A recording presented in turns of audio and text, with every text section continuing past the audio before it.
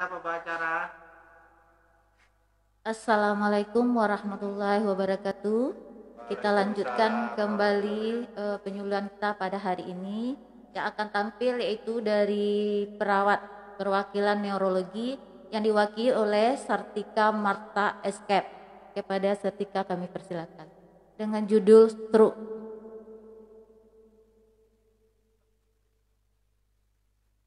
Baiklah, Assalamualaikum warahmatullahi wabarakatuh. Sebelumnya terima kasih kami ucapkan kepada tim PKRS RSUD MZen Painan yang telah memfasilitasi kegiatan penyuluhan pada pagi ini. Perkenalkan, nama saya NS Sartika Marta SK, perwakilan dari tim neurologi yang insya Allah pagi ini akan berbagi ilmu mengenai penyakit stroke. Baiklah, mungkin penyakit stroke sudah familiar di telinga kita masing-masing. Lemah anggota gerak, bicara tiba-tiba pelo, tiba-tiba tidak sadarkan diri, mungkin sekitar itu aja yang masyarakat tahu. Tapi sebenarnya penyakit stroke itu adalah terganggunya pasokan darah ke suatu bagian otak yang mana merusak atau bahkan mengakibatkan kematian sel otak. Nah, di sini kata kuncinya terganggu peredaran darah pada organ otak. Next. Faktanya, stroke menjadi penyebab kematian di dunia setiap tahunnya, di mana 1 dari 4 orang jiwa mengalami stroke. Data Rikesdas 2018, prevalensi stroke nasional yaitu 10,9 jiwa per mil, tertingginya di daerah Kalimantan dan terendahnya di daerah Papua. Next. Ada beberapa jenis stroke, yaitu stroke iskemik atau dikenal dengan stroke non-hemoragik. Yang kedua, stroke hemoragik atau perdarahan. Di mana stroke iskemik ini penyebab yang sering terjadi yaitu karena kadar kolesterol darah yang tinggi dan adanya bekuan darah di pembuluh darah. Akibat dari stroke non-hemoragik ini pada umumnya itu pelumpuhan anggota gerak. Next. Yang kedua yaitu stroke hemoragik, di mana di sini disebut juga dengan stroke perdarahan. Penyebab dari stroke hemoragik ini sendiri yaitu hipertensi, di mana perjalanan penyakitnya pasien dengan pompa jantung kuat akan membentuk balon pada pembuluh darah otak, sehingga lama kelamaan balon itu akan pecah dan akan terjadi perdarahan sehingga akan merusak jaringan sel otak. Dan akibat dari stroke hemoragik ini sendiri yaitu kelumpuhan berat bahkan kematian.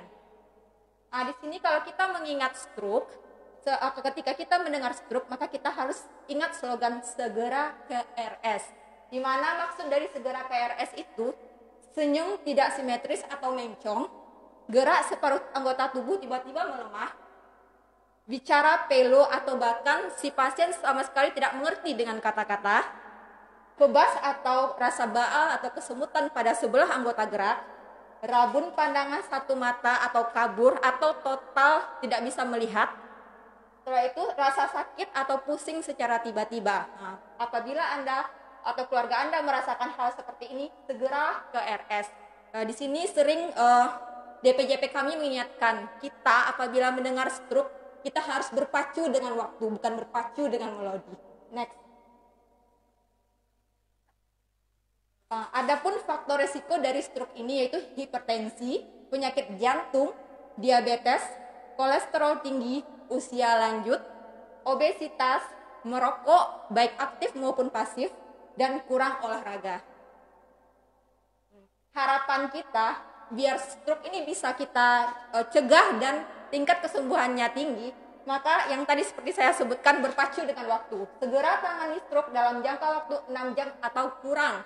Nah, faktanya di Indonesia khususnya pesisir selatan, banyak pasien-pasien kami yang lebih dari 6 jam baru dibawa ke rumah sakit.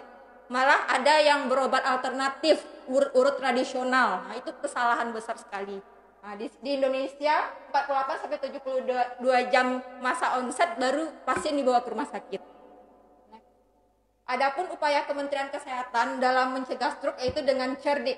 Di sini dijelaskan cek kesehatan berkala, enyahkan asap rokok, rajin beraktivitas fisik, diet sehat dengan kalori seimbang, istirahat cukup, dan kelola stres. Adapun terapi dasar pasca stroke, kebetulan di ruangan kami juga menggiatkan terapi dasar ini, yaitu pertama dengan terapi fisik, yaitu range of motion. Yang kedua terapi okupasi, yaitu meningkatkan kemampuan rawat diri sehingga penderita bisa memenuhi kebutuhan activity daily living seperti berpakaian, mencuci, tempat makan sendiri, mandi sendiri. Dan yang ketiga terapi wicara, di mana tetap berkomunikasi walaupun pasien stroke tidak mampu dan tidak bisa berespon kita. Yang keempat itu terapi hobi, di mana di sini kita mengajak pasien untuk beraktivitas sesuai dengan hobinya seperti berkebun, buat kue, menyulam dan sebagainya. Baik, di sini saya akan mensosialisasikan apa-apa aja sih gerakan room. Di sini saya akan menjelaskan gerakan dasarnya, yaitu untuk gerakan leher biar tidak kaku, biar tidak mengalami pengecilan atau atrofi, biar tidak kontraktur. Gerakannya itu gerakan fleksi, mendekati ke bahu, habis itu ekstensi dan rotasi. Semuanya dilakukan saban 2 jam. Next. Yang kedua itu gerakan tangan, gerakan dasarnya itu dengan gerakan fleksi, ekstensi, dan rotasi.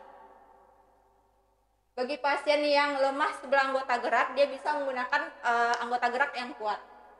Untuk tangan dan lengan dengan gerakan fleksi, ekstensi maupun gerakan pada bahu.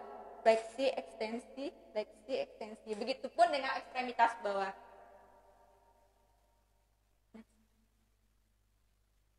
Dengan ekstremitas bawah.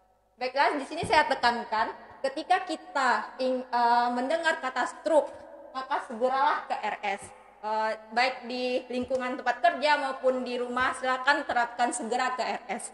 Baiklah, demikian penyuluhan kita pagi ini. Assalamualaikum warahmatullahi wabarakatuh.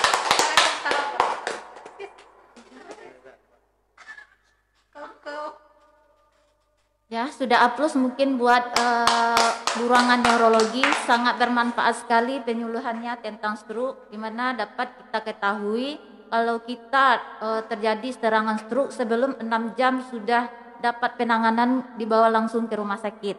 Dan kita ketahui juga tadi seperti yang dijelaskan oleh perawat dari neurologi, di mana stroke itu 1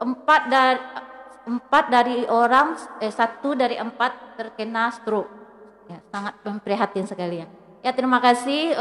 Semoga yang mendengar penyuluhan stroke, karena ini live streaming, semoga bermanfaat bagi masyarakat Indonesia khususnya pesisir selatan.